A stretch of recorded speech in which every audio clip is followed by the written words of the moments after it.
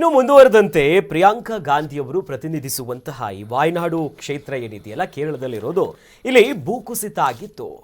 ಈ ಸಂದರ್ಭದಲ್ಲಿ ಏನಾಯಿತು, ಕರ್ನಾಟಕ ಸರ್ಕಾರ ಪರಿಹಾರವನ್ನು ಕೊಟ್ಟಿತ್ತು.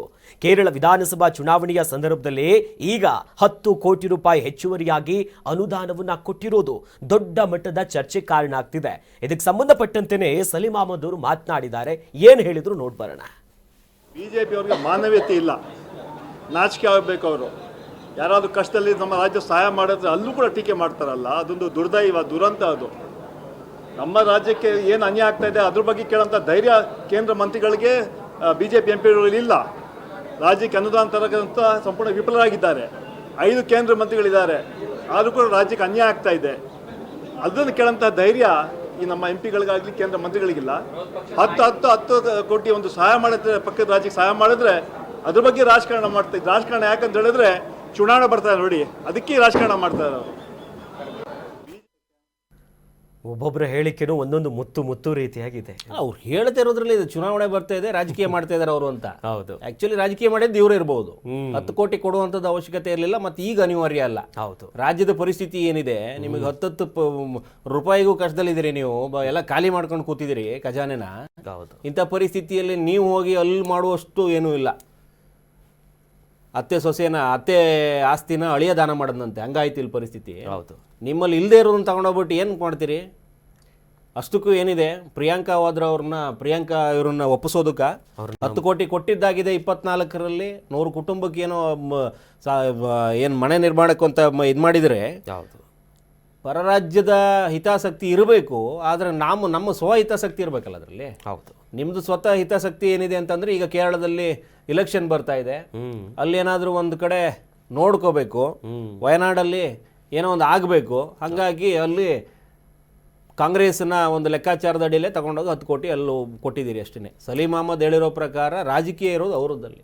10 ಕೋಟಿ ನೀವು ಈಗ ಏನು ಕೊಡಕ್ಕೆ ಹೊರಟಿದ್ದೀರಿ, ನಮ್ಮಲ್ಲಿ ಎಷ್ಟು 30 ಲಕ್ಷ ಚಿಲ್ಲರೆ ಜನ ನಿರಾಶ್ರಿತರಿದ್ದಾರೆ, ಅವ್ರ ಕಡೆ ಗಮನ ಕೊಡಿ. ಆಶ್ರಯ ಬೇಕು ಅಂತ ಹೇಳ್ಬಿಟ್ಟು ನೋಟಿಸ್ ಪತ್ರ ಹಾಕೊಂಡು ಕೂತಿದ್ದಾರೆ, ಅರ್ಜಿ ಹಾಕೊಂಡು ಕೂತಿದ್ದಾರೆ, ಅವ್ರ ಕಡೆ ಗಮನ ಕೊಡೋದಿಲ್ಲ ಇವು. ನಮ್ಮಲ್ಲಿರುವವ್ರಿಗೆ ಆದರೆ ಹಿತ್ತಲ ಗಿಡ ಮೊದಲ ನಮ್ಮಲ್ಲಿರೋ ಯಾರು ಇವ್ರಿಗೆ ಕಣ್ಣಿಗೆ ಕಾಣಿಸೋದಿಲ್ಲ. ಪರರಾಜ್ಯದಲ್ಲೇ ಚುನಾವಣೆ ಇರೋದ್ರಿಂದ ಅಲ್ಲಿ ನಿರಾಶ್ರಿತರು ಕಾಣಿಸ್ತಾ ಇದ್ದಾರೆ, ಅಲ್ಲಿಗೆ ಹೆಚ್ಚುವರಿ ಅನುದಾನ ಕೊಡೋದಂತೆ ಇವರು.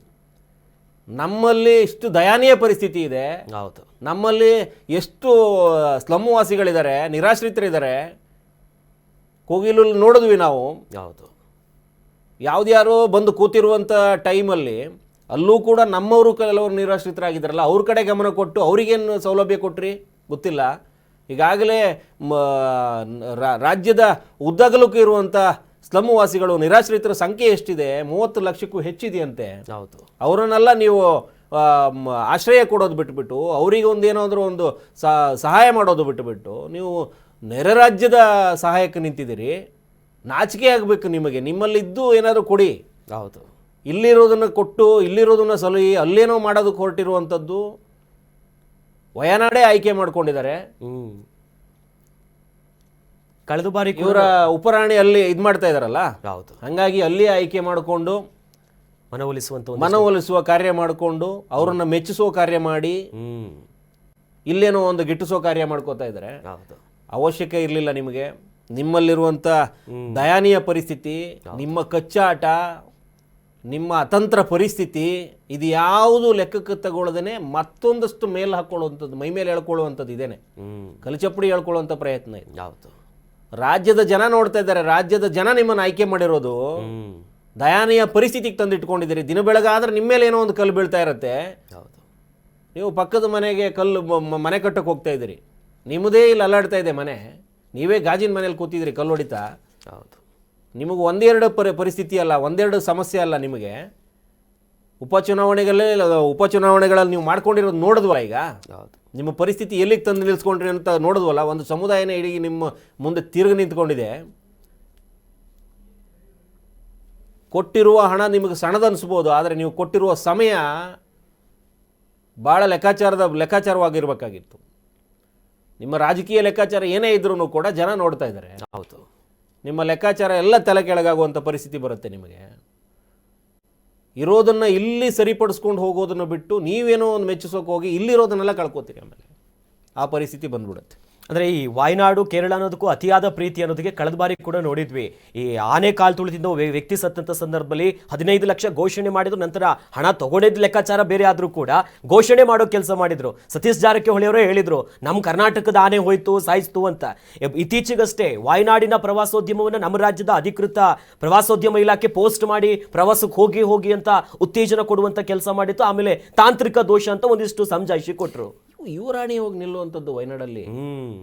ಇವ್ರು ಏನೇ ಮಾಡಿದ್ರು ಕಾಂಗ್ರೆಸ್ ಹೈಕಮಾಂಡಲ್ಲಿ ರಾಣಿ ಯುವರಾಣಿಯರ ಅಡಿಯಲ್ಲೇ ಬರೋದ್ರಿಂದ ಆ ಒಂದು ಹೊಯ್ದಾಟ ಇದೇ ಇದೆ. ಇಲ್ಲಿ ಅವ್ರನ್ನ ಮೆಚ್ಚಿಸ್ಬೇಕು, ಹೋಗ್ಬೇಕು, ಹೈಕಮಾಂಡಲ್ಲಿ ನಿಂತ್ಕೋಬೇಕು. ಇಲ್ಲಾಂತಂದ್ರೆ ಈ ರೀತಿ ಏನಾದರೂ ಮಾಡಿ ವಯನಾಡ್ ಅನ್ನೋ ಕಾನ್ಸೆಪ್ಟನ್ನು ತಗೊಂಡ್ಬರ್ಬೇಕು. ಮೇಪ್ಪಾಡಿ ಅಲ್ವಾ ಅದು, ಅಲ್ಲೆಲ್ಲ ಆಗಿರುವಂಥದ್ದನ್ನು ತೋರಿಸ್ಕೋಬೇಕು. ಈ ರೀತಿ ಪ್ರವಾಸೋದ್ಯಮದಲ್ಲಿ ಏನೋ ತೋರಿಸ್ಕೊಂಡಿದ್ದಂಗೆ ಇರಬೇಕು. ನಮ್ಮಲ್ಲಿನ ಸಹಾಯಧನ ಅಲ್ಲಿಗೆ ಹೋಗಬೇಕು. ಈ ನಿಟ್ಟಲ್ಲೇ ಇವ್ರ ಕಾರ್ಯಗಳು ನಡಿಬೇಕು.